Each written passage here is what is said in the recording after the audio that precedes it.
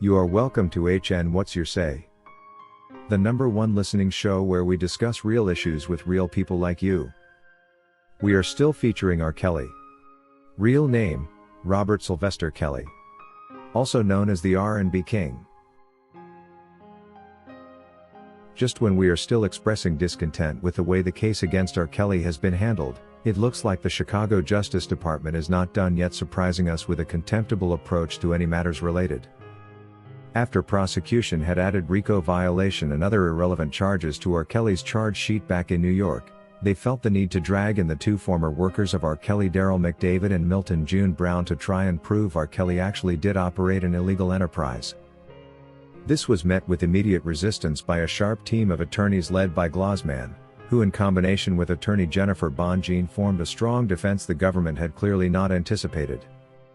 When the cross-examination started, it did not take the jury long to determine that the two co-defendants McDavid and Milton Brown had completely nothing to answer to, considering there was no evidence whatsoever to show that the two, along with their boss then R. Kelly, had in any way been involved in any form of obstruction of justice.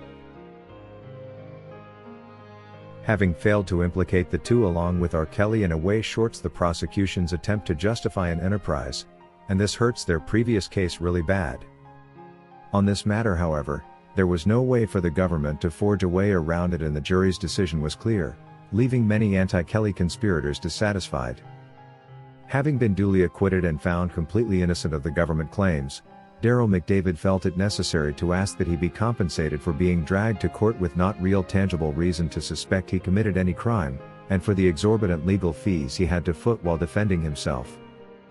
The Chicago judge, who has continued to play in the footsteps of his predecessors on the case, has been quick to decisively dismiss McDavid's attempt to get compensation and thrown out his suit.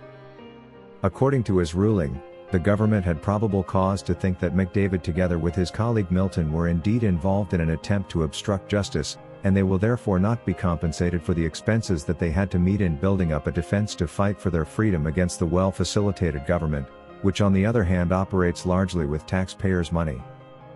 And so he feels it was okay for the prosecutors to add the two onto R. Kelly's Chicago charge sheet, but that's his opinion.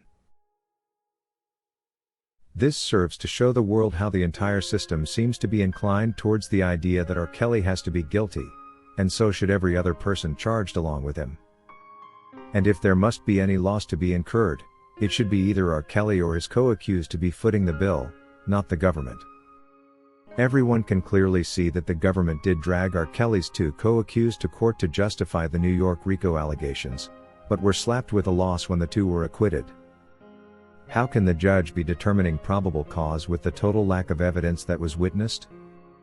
One may wonder if it is the Chicago trial he is referring to or something completely different. The jury was clear and precise with their findings, and they saw no real reason for the two former workers of R. Kelly to even have been in that courtroom.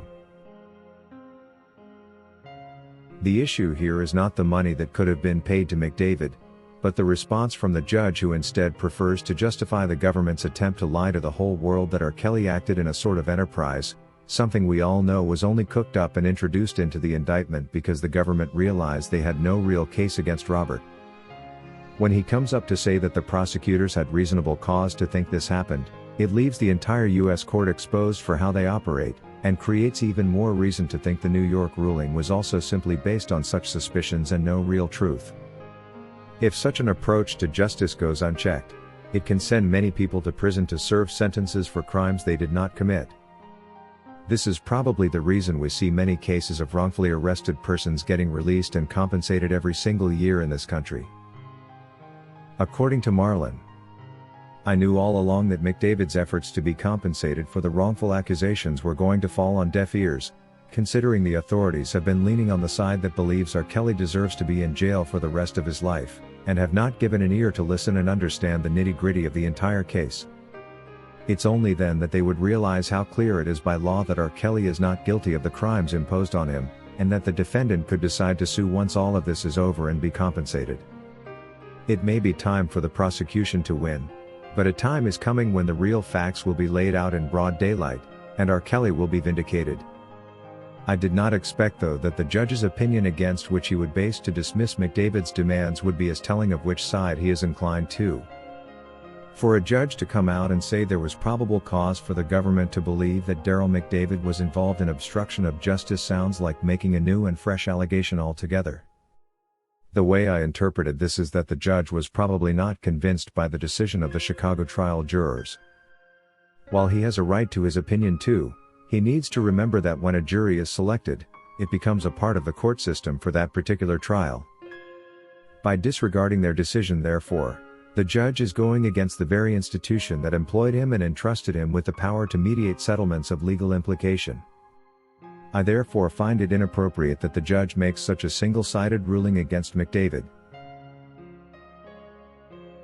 According to Belinda Jones, this case against R. Kelly has been an eye-opener for many who did not know how the government conducts its business, especially when it comes to matters of justice.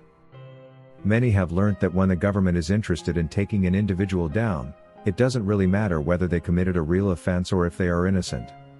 This government we all serve will hunt you down and leave you with almost no way of winning against it. The ideology of a fair trial for all is a myth, and instead the opposite is the reality I know of. I am more than confident that if McDavid had lost his case in Chicago, the same court system which is now dismissing his claims for compensation would have had him pay a huge fine like R. Kelly was ordered to. However, when the result is the other way around, the judge does not think he deserves to be compensated. These guys played double standards in broad daylight with impunity of the highest order.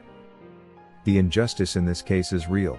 It has been communicated to us in many ways that R. Kelly and anyone else on his camp is not supposed to win anything from these trials. Even when the evidence has been completely lacking, the courts have ruled in the government's favor. And now this too against his former staff Derrell McDavid. We are yet to conclude that the government and court are simply biased institutions and move on from this, and probably only await to see what the appeal court will do about all this injustice against R. Kelly. If you wish to take part in a live interview on this channel discussing any of these topics, let us know by emailing us on sashahnnewsroom@gmail.com for scheduling. That is all we had for you today on HN What's Your Say? To keep updated whenever we post a new video, subscribe to this channel now.